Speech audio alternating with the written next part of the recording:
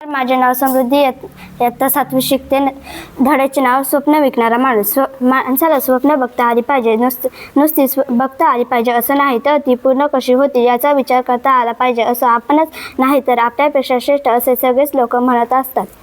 आता स्वप्नही निर्माण करावी लागतात. की ती उत्पन्न होतात की आपल्याला माहीत नाही. स्वप्नाविषयी लोक काय काय बोलतात. कुणी तर स्वप्नाला भलतंच तुच्छ लेखतात. भलती सलती स्वप्न पाहू नकोस असा सल्लाही देतात. माझं तर म्हणणं असं आहे, ज्याला स्वप्न बघता येत नाही तो माणूसच नाही. जे स्वप्न आपल्याला समृद्ध करतं ते बघण्यासाठी संवेदनशील मन असावं लागतं. ज्याच्याकडे तसं तीव्र संवेदनशील मन असतं ती माणसं आपल्या स्वप्नपूर्तीसाठी वाटेल ते करतात. इतरांपासून आपल्याला वेगळं करतात. स्वतः काहीतरी आदर्श बनवून ते वावरतात, नाहीतर इतरांना आदर्श बनवतात. पण अशा संवेदनशीलतेचा अभाव असणारी माणसं आधारित तरंगत राहतात. ना धड इकडे ना धड तिकडे, तशीच त्यांची अवस्था असते. लोक तिला स्वप्नवृत्ती म्हणत असावे. विना ध्यानी बिना धडपडीशिवाय असलेली ही स्वप्नवृत्ती तशी घातकच नाही का? बालपणी आम्हाला स्वप्नाचा खरा अर्थही काही कळत नव्हता, पण स्वप्न या शब्दाशी आमचा परिचय झालेला होता. रात्री झोपलं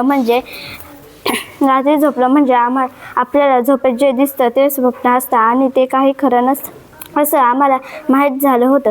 आमच्या लहानपणी एका कोण्या गावाकडून एक स्वप्न विकणारा माणूस घोड्यावर बसून आमच्या गावाकडे यायचा. त्याच्या घोड्याचा तबडक आवाज आला की आम्ही आवाजाच्या दिशेने धावत जायचो. आमचं आकर्षण घोडा बघणं हे असायचं, पण घोड्यासोबत मिशीत हसणाऱ्या त्या माणसालाही बघणं व्हायचं. तरम रेशमी धोतर, त्यावर तसाच जरीचा सैलसर कुर्ता, डोक्याला लाल पांढरा फेटा, डोळ्यावर चष्मा, पायात चांबडी बूट, गव्हाळ रंगाचा झुपकेदार मिशा असलेला हा माणूस होताही तसा धिप्पाड. या स्वप्न विकणाऱ्या माणसाची आम्हाला गंमतच वाटायची, शिवाय कुतूहल. पण यानं घोड्याच्या पाठीवर ठेवलेल्या मखमली कापडातल्या गाठोड्याकडे आम्ही कुतूहलानं बघायचो.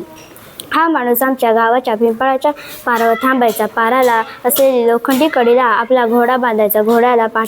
घोड्याच्या पाठीवर आणलेले मखमली कापडातलं गाठोडं जवळ घेऊन चांबडी पिशवीतलं पाणी गटागटा प्यायचा आणि मग ऐटीत झाडाच्या पारावर बसायचा. तेव्हा त्याच्याभोवती माणसाचा गराडा पडे. त्यानं आजवर घोड्यावर खूप प्रवास केलेला होता. कित्येक प्रदेश, कित्येक डोंगरदऱ्या तुडवल्या होत्या. भिन्न स्वप्नाची आणि भिन्न संस्कृतीची माणसं पाहिलेली होती. त्यामुळे त्याच्याकडे बोलण्यासारखं खूप काही असायचं. त्यानं अनुभवलेले समृद्ध विश्व तो वेगवेगळ्या खिशांनी रंगवून फुलवून सांगायचा. लोक त्याच्या गप्पांमध्ये स्वतःला विसरून जायचे. त्यानं ते भलतंच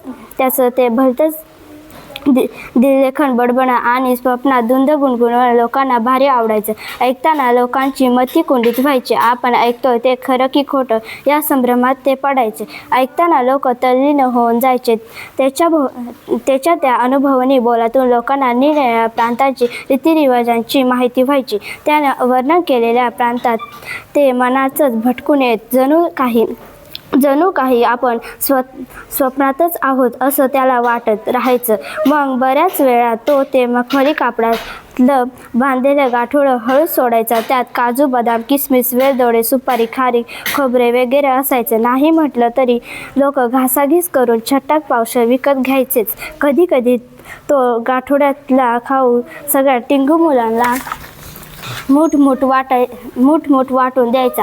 आम्हीही त्याच्यावर भलतेच खुश व्हायचं. तो निघून गेल्यावर मग लोक म्हणत, हा बडबड्या आला की आपल्यात तरतरी पेरून जातो. त्याच्या बोलण्यानं जगाची ओळख झाल्यासारखं वाटतं. आपलं दुःख काही काळापुरतं का होईना विसरल्यासारखं होतं. गोड बोलून तो जसं त्याचं स्वप्नच आपल्याला डोळ्यात उतरून जातं. पुढे मग लोक त्याला स्वप्नविक्याच म्हणू लागले. त्यालाही त्याचं काहीच वाटेना. तोही मग गमतीनं स्वप्न घ्या म्हणतच गावात शिरायचा आणि लोकांना रिझवून सुकामेवा विकायचा. काय झालं कळतच नाही, पण अचानकच स्वप्नविक्या गावात यायचा बंद झाला. आम्ही रोज त्याची आतुरतेने वाट पाहायचो, पण तो यायचाच नाही.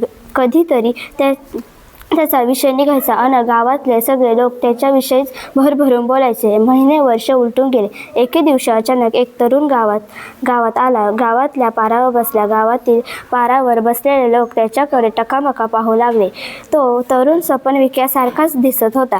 तोच चेहरा, तीच अंगकाठी, जणू स्वप्नविक्याच गावात आला होता.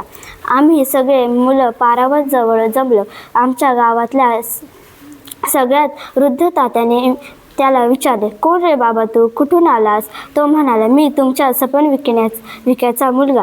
गुडघेदुखीच्या त्रासामुळे बाबा बऱ्याच वर्षापासून गावोगावी जाऊ शकत नाही. पण खरं सांगू का, गावात जाणं, तिथल्या लोकांना एकत्र जमवून त्यांच्याशी बोलण्यासाठी सुकामेवा विकणं हे केवळ बाबांचं एक निमित्त होतं.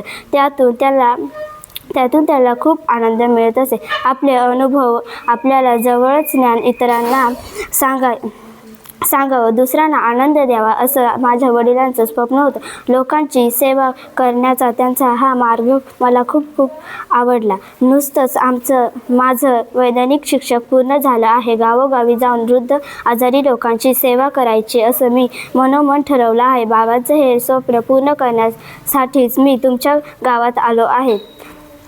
त्यांचा आवाज, बोलण्याची ढिंब, हसणं आम्हाला स्वप्न विकण्याचीच तीव्र आठवण देऊन गेलं. आम्ही सगळे गहिवरून गेलो. काय बोलावं हे कोणालाच समजेना. असंच स्वप्न असं एखाद्या माणूस असंही स्वप्न पाहू शकतो की हे नव्यानंच आम्हाला उमलून होतं. धन्यवाद.